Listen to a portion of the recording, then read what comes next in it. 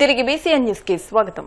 కోనసీమ తిరుమలగా వర్ధిల్లుతున్న వాడపల్లి శ్రీ వెంకటేశ్వర స్వామి ఆలయంలో గురువారం ప్రత్యేక పూజలు వైభవంగా నిర్వహించారు. మంగళ వాయిద్యాల నడుమ శ్రీ స్వామి అమ్మవార్లకు మేలుకొలుపు సేవను నిర్వహించిన అనంతరం ఐశ్వర్యలక్ష్మి హోమాన్ని జరిపించారు. అర్చకులు శ్రీ స్వామి అమ్మవార్ల వసంత మండపంలో అష్టోత్తర పూజలు నిర్వహించగా ప్రత్యేక అలంకరణలో ఉన్న స్వామిని దర్శించుకుని భక్తులు తరించిపోయారు.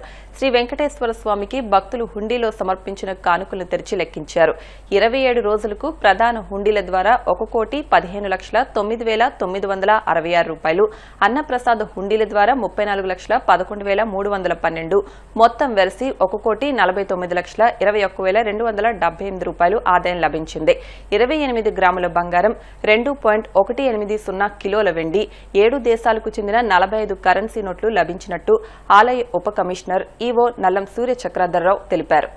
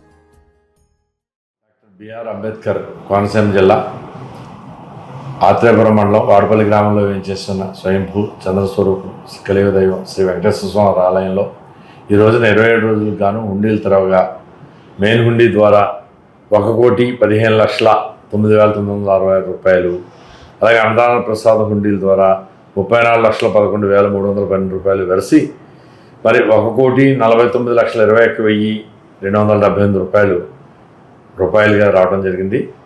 అలాగే బంగారం 8 గ్రాములు, వెండి 2 కేజీల 180 గ్రాములు రావడం జరిగింది. మరియు 7 ఫారిన్ కంట్రీస్ నుంచి దగ్గర 45 నోట్లు విదేశీ కరెన్సీగా రావడం జరిగింది. ఈ యొక్క కార్యక్రమాన్ని కూడా దేవాదాయ ధర్మాదాయ శాఖ అసిస్టెంట్ కమిషనర్ అయిన వి సత్యనారాయణ గారి పర్యవేక్షణలో జరిగింది.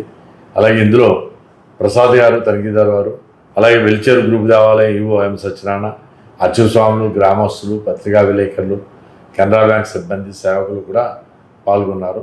ఓం నమో వెంకటేశాయ. మహిళలు ఆరోగ్యంగా ఉంటే కుటుంబాలు బలపడతాయని మంత్రి నిమ్మల రామానాయుడు అన్నారు. పశ్చిమ గోదావరి జిల్లా పాలకొల్లు ఏరియా ఆసుపత్రిలో స్వస్థ నారి స్వశక్తి పరివార్ అభియాన్ కార్యక్రమాన్ని మంత్రి ప్రారంభించారు. సూపరింటెండెంట్ ఎర్ర మాధురి అధ్యక్షతన జరిగిన కార్యక్రమంలో నిమ్మల మాట్లాడుతూ పనిచేసే వారి జీవన ప్రమాణాలు మెరుగుపరచాలన్నదే కేంద్ర రాష్ట్ర ప్రభుత్వాల లక్ష్యమని పేర్కొన్నారు. కంటికి సంబంధించినటువంటి పరీక్షలు, బీపీ, షుగర్, అదేవిధంగా డెంటల్, ఇటువంటి పరీక్షలన్నీ కూడా చేయాలనేటువంటి ఆలోచన. అదేవిధంగా ఎవరైతే ప్రెగ్నెంట్ లేడీస్ ఎవరైతే ఉంటారో మరి వాళ్ళకు కూడా మరి సంబంధించినటువంటి టెస్టులు కానీ, అదేవిధంగా వాళ్ళ ఆరోగ్య విషయంలో కానీ, అదేవిధంగా మహిళలకు సంబంధించి ప్రత్యేకంగా ఏదైతే ఈ రక్తహీనత ఇటువంటి సమస్యలు ఏవైతే ఉంటాయంటే ఈ రకంగా పర్టికులర్ గా మహిళలు ఆరోగ్యంగా ఉండాలనేటువంటి ఆలోచనతోటి ఇంత మంచి కార్యక్రమాన్ని ఈవేళ ఈ దేశంలోని రాష్ట్రంలోనూ మనం తీసుకోవడం, అందులో భాగంగా పాలకుల్లో కూడా ఈ రోజు ఈ కార్యక్రమాన్ని ప్రారంభించుకోవడం చాలా సంతోషం. ఎప్పుడు కూడా ఆ మహిళలను గౌరవించాలనే ఆలోచనతో అప్పటి వరకు మహిళలందరూ కూడా మరి ఇళ్లకే పరిమితమైపోయినటువంటి రోజుల్లో డోక్రా సంఘాన్ని ప్రపంచంలో ఎక్కడా లేనటువంటి రోజుల్లో మొట్టమొదటిసారిగా ఆంధ్రప్రదేశ్ రాష్ట్రంలో డోక్రా సంఘాన్ని తీసుకొచ్చి ఆ డోక్రా సంఘాల ద్వారా ఆర్థిక సాధికారత సాధించేటువంటి విధంగా, అందుకే ఈ రోజు కూడా ఆరోగ్యంగా ఉండాలి మహిళలని ఆ రోజు చంద్రబాబు నాయుడు గారు కూడా దీపం పథకంలో ఆ రోజు గ్యాస్ కనెక్షన్స్, మళ్ళీ 3 గ్యాస్ సిలిండర్లు కూడా ఉచితంగా మనం అందజేస్తూ ఉన్నాం. అంటే ఎందుకు చెప్తున్నా, ఈ రకంగా నరేంద్ర మోడీ గారి దగ్గర నుంచి, చంద్రబాబు నాయుడు గారి దగ్గర నుంచి, పవన్ కళ్యాణ్ గారి వరకు ప్రతి విషయంలోనూ కూడా మహిళల అభివృద్ధి, మహిళల సంక్షేమం గురించి ఆలోచన చేసి పనిచేసేటువంటి ప్రభుత్వం ఇది. అందుకే ఈ రోజు కూడా ఇంత మంచి చక్కని కార్యక్రమం ఏర్పాటు చేయడం జరిగింది. ఖచ్చితంగా దీన్ని మహిళలు కూడా సద్వినియోగం చేసుకోవాలి.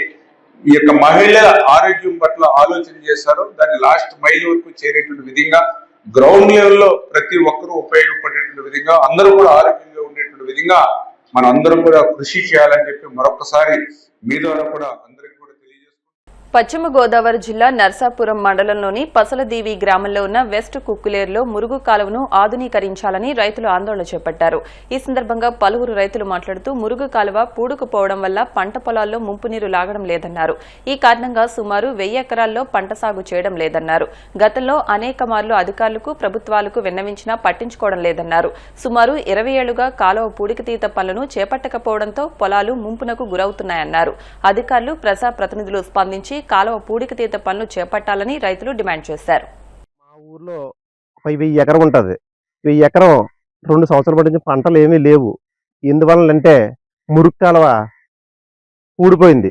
మురుగు కాలువ పూడిపోయి దాని గురించి అటు ఇటు నీళ్లు జరపక, ఇటు నరసాపురం, ఇటు గోదావరి నుంచి ఇలాగా చింతరేవు గోదావరి దాకా ఏవి నీళ్ళు అటు ఇటు నడక మా ఊరు పరిస్థితి అయితే బాగోలేదండి. కానీ వెంటనే ప్రభుత్వం స్పందించి దీన్ని ఈ పూడికిలు తీసి మా ఊరిని అది కాపాడు. ఒరిసేలు పండితులు లేదండి, ఒరిసేలు పండితులు లేదు. ఇలా ఈ నీళ్లు లాగుతలేదు. ఈ నీళ్ళు ఇంకా ఊరి మీద కూడా వచ్చేసండి. ఊర్లో కూడా నీళ్లు చాలా ఇబ్బందిగా ఉంటుంది.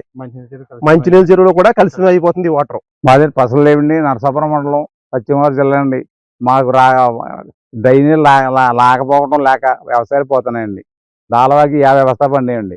8-4 సంవత్సరాలు పంటలు లేకుండా పోతున్నాయండి. ఊరితో సాలబాగి లేదు, దాలబాగి లేదు. అవి నానా ఇబ్బంది పడిపోతారండి. ప్రభుత్వం దృష్టిలోకి వెళ్ళి ఎవరు పట్టించుకోవడం లేదండి. దానికోసం ప్రభుత్వం దృష్టిలో తీసుకుని దీన్ని ప్రభుత్వం ఖండించాలని ప్రభుత్వం కోరుతున్నామండి. ఇంచుమించు కుడియడంగా అటు ఇటు 1000 ఎకరం ఉంటుందండి. మా ఊరి కింద కాకుండా పక్క ఊర్లో లెక్క 1000 ఎకరం నష్టపోతుందండి. నరసాపురం గోదావరి నుంచి ముచ్చారిపల్లి కావాలండి. మహిళలు ఆరోగ్యవంతంగా ఉంటేనే కుటుంబమంతా ఆరోగ్యంగా ఉంటుందని ఎంపీ హరీష్ అన్నారు. కోనసీమ జిల్లా అమలాపురంలోని ప్రాంతీయ ఆసుపత్రిలో ప్రధానమంత్రి స్వస్థ నారీ స్వశక్తి పరివార్ అభియాన్ కార్యక్రమాన్ని ఎమ్మెల్యే ఐతాబత్తుల ఆనందరావుతో కలిసి ఆయన ప్రారంభించారు. ఈ సందర్భంగా ఎంపీ మాట్లాడుతూ ఆరోగ్య సంరక్షణ సేవల ద్వారా మహిళలు, పిల్లలకు సాధికారత కల్పించే లక్ష్యంతో స్వస్థ నారీ స్వశక్తి పరివార్ అభియాన్ కార్యక్రమానికి ప్రధాని మోదీ శ్రీకారం చుట్టారన్నారు. ఎమ్మెల్యే ఆనందరావు మాట్లాడుతూ ఈ స్కీమ్ అమలుతో మహిళలు, పిల్లల ఆరోగ్యం మరింత మెరుగుపడుతుందన్నారు. ప్రతి ఒక్కరూ ఆధార్ కార్డు, ఆయుష్మాన్ భారత్ కార్డులతో హాజరై ఈ సేవలు వినియోగించుకోవాలని సూచించారు. ఈ రోజున ఈ ప్రోగ్రాం మనం చూస్తే మనం అనేక అంశాల నుంచి కూడా మనము బాధ్యత తీసుకోవడం జరిగింది. క్యాన్సర్ నుంచి, ఈఎన్టీ నుంచి, అన్ని విధాలుగా ప్రెగ్నెన్సీ నుంచి అన్ని విధాలుగా ఆదుకోవడానికి కూడా మనం కార్యాచరణ మనం రూపొందించడం జరిగింది. ఇదేంటంటే మనం గ్రాస్ రూట్ లెవెల్ వరకు మనం వెళ్ళాలి. ఎందుకంటే చాలా మంది మహిళలకి ఇంకా కొన్ని అవగాహన లేకపోవడం, లేకపోతే వాళ్ళకి అందుబాటులోని సర్వీసులు లేకపోవడం వల్ల వాళ్ళు చాలా ఇబ్బంది అవుతున్నారు. ఇందులో ఒక విషయం గురించి నేను మాట్లాడాలనుకున్నాను, క్యాన్సర్ గురించి. ఎందుకంటే చాలా మంది కూడా ఇంకా భయంతో ఆలోచనలు ఉన్నారు, ఏ విధంగా మనం ముందుకి మనం టెస్టింగ్ చేయాలని. ఎందుకంటే క్యాన్సర్ ఎప్పుడన్నా మనం దాన్ని డిలే చేస్తే 1వ స్టేజ్ లో అయినా 2వ స్టేజ్ లో అయినా మనం దాని ట్రీట్మెంట్ ఇంకా సులభంగా మనం చేయగలుగుతాం. కానీ చాలా మంది ముందుకు రావడానికి ఆలోచిస్తారు. అది ఆ స్టేజ్ కి వచ్చేటప్పటికి, 4వ స్టేజ్ కి వచ్చేటప్పటికి చాలా వరకు మనం చేయి దారిపోతుంది. దానివల్ల మనం ఈ రోజు కూడా వాళ్ళకి తెలియకపోవచ్చు. చాలా మంది కూడా అనుకుంటారు ఏదైనా వారికి గ్యాస్ట్రిక్ ప్రాబ్లం అనుకుంటుంటారు చాలా సమయంలో, లేకపోతే జ్వరమో లేకపోతే జలుబు అనుకుని మామూలుగా చిన్న మెడిసిన్ వాడుకుని తగ్గిపోతుంది అనుకుంటారు. కానీ లోపల ఉన్న సమస్య గురించి మరి ఎప్పుడు పరిష్కారం తీసుకోరు. చాలా మందికి ఏంటంటే ఆ టెస్ట్ కూడా సరైన డబ్బులు పెట్టుకునే పరిస్థితి ఉంటుంది. కానీ ఈ టైంలోని వాళ్ళు ఇవన్నీ చెకప్లు చేసుకుని వారికి ఏ సమస్య ఉందో కూడా గుర్తించి దానికి ట్రీట్మెంట్, సరైన ట్రీట్మెంట్ కూడా ఇప్పించగలుగుతాం.